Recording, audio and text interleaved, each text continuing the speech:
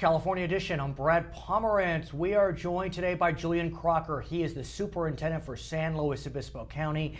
And sir, I'd like to speak with you about a decision that's come out of Los Angeles County. It's known as the Vergara Decision.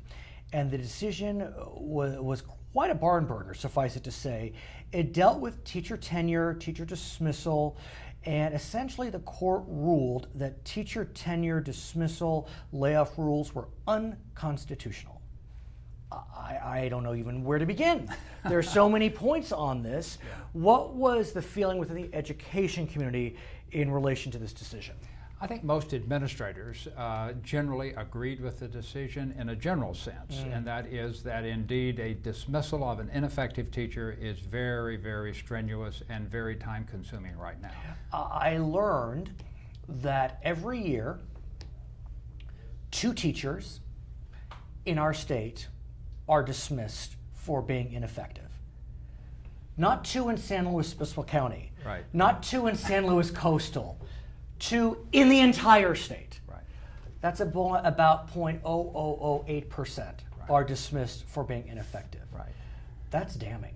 Well, and that's what the court was speaking to, and particularly as potentially it has effect on particularly youngsters in poverty, youngsters who are English language learners and foster children who oftentimes find themselves in schools with other populations like that. And because of some of the transfer rules and some of the legislation, sometimes the least experienced, not necessarily least effective, but oftentimes least experienced teachers are assigned to the schools of highest need. And what happens when there are layoffs, as there were during this recent recession, Right. those teachers were dismissed first, Correct. last in, first out. Correct. So these schools with the highest needs were having their teachers dismissed at much higher rates, and the court ruled LIFO, as it's known, was unconstitutional. Right. So where does the education community go from here? Obviously, this decision will be appealed. Sure, the protectors of these rules could keep this in court for years, but it really doesn't address the fundamental question, which is the fundamental frustration of the public, which may or may not be appropriate, toward teacher tenure and dismissal rules. Right. I have a couple comments on that. The first one is it is a balance because teachers, like any employee, are certainly due process rights. So we cannot overlook that by any means. And sometimes I think people are just saying, well, just do away with any kind of employee protection at all. And that's the extreme. So we have to keep that in mind. There is necessity to have some due process in place for our certificated teaching staff. The second thing I would say is, as important as the Vergara decision is, the most important thing to close the achievement gap is not necessarily dismissing ineffective teachers, which this speaks to, but building effective teachers. So I don't want us to get distracted, as important as this is, and lose focus on the real work is working with the 90% of effective teachers. So is Vergara a red herring? No, I don't think it's a red herring. I think it's part of a total picture. But I think it's easy because of strong feelings to somehow, as I said, get distracted from the real work of closing the achievement gap, which is done with our existing teaching staff and working with them to become more effective. So are we doing that, either before Vergara or after? I think most districts are doing a very good job of moving forward with building effective, and we know how to do that. We really do know how to do that in terms of quality staff development, in terms of getting feedback from colleagues, in terms of particular training with youngsters who are English language learners. When we come back, I want to talk more about Vergara and some legislation that was passed in response. For our viewers on HLN, thanks for joining us. For our other viewers, we'll be right back. So, sir, in the wake of Vergara, you know that legislation was passed pretty quickly, in fact. It had been percolating in the legislature. And that decision, that legislation that was passed, focused not so much on ineffective teachers, but teachers that were engaged in blatant wrongdoing, serious offenses, attempted murder, sexual offenses, drug offenses. And that's all fine and dandy, and so that process has been sped up.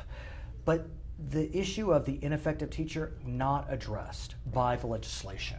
And so does this leave an opening the size of Montana for the proponents of reform when you don't address the fundamental issue, which is ineffective teachers. Oh, absolutely. I agree. It certainly does. And again, as I said earlier, no matter what the law is, if you don't have a strong instructional leader at the site level that has the courage to move ahead on ineffective or unprofessional teachers, no matter what the law says or what the rules are. But here's the problem, is that it is very expensive, as much fortitude as one may have to persevere to dismiss an ineffective teacher. You know, I may have mentioned this case to you before, the Miramonte case, which was out of Los Angeles County. This was the teacher who served male fluids on a spoon to his students, and that teacher received a 25-year sentence, but also got a $40,000 payout from the school district because it was too expensive to fight. And I mean, if that isn't an example of just the most egregious, nauseating behavior you can ever imagine, and yet we still see school districts paying out sick pedophiles.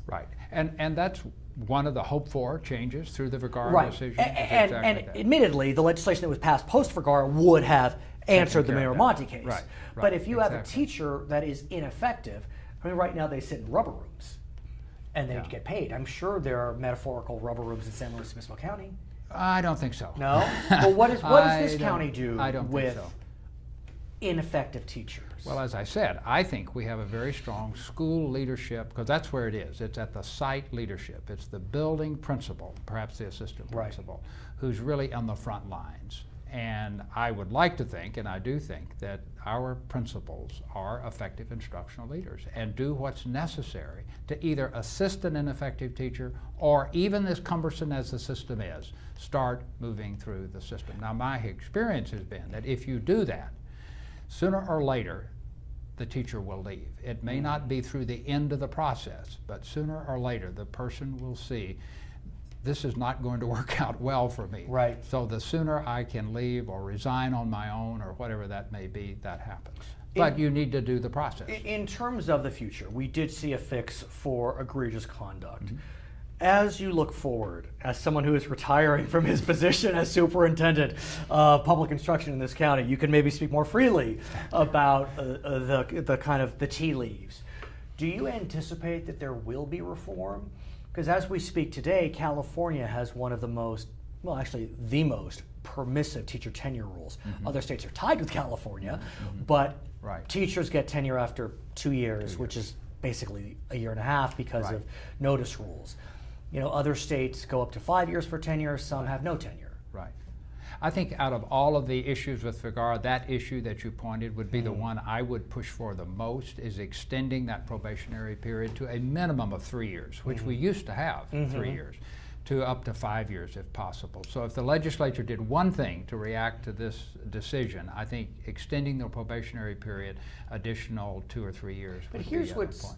Interesting, and some would say baffling. So one graduates from college at 22. They get their master's in education at 23. They get hired at 24. They get tenure at 27. If there's a 3-year tenure period. Lifetime tenure at 27. Boy, well, I think that's I would like that. Yeah, I would like that. I think that's a bit of a misnomer. Please. The issue of tenure really does not apply. We call it tenure. It is permanent status, but tenure has the implication you cannot dismiss the person. That's the higher education mantra of tenure. You can dismiss permanent teachers. It takes a lot of work. That's the question. Yeah, but you can do it. And I've worked with people that have done it. I've been in districts that we've done it, and it is expensive. It probably takes too much time. It distracts us from other things, but it can be done. So the question is, will tenure be extended, and will it be made easier to terminate if termination is the ultimate goal? There's some timelines it could work with, as well as this probationary period. His name is Julian Crocker. He is the superintendent of public instruction here in San Luis Obispo County. I'm Brad Pomerantz. It's California Edition.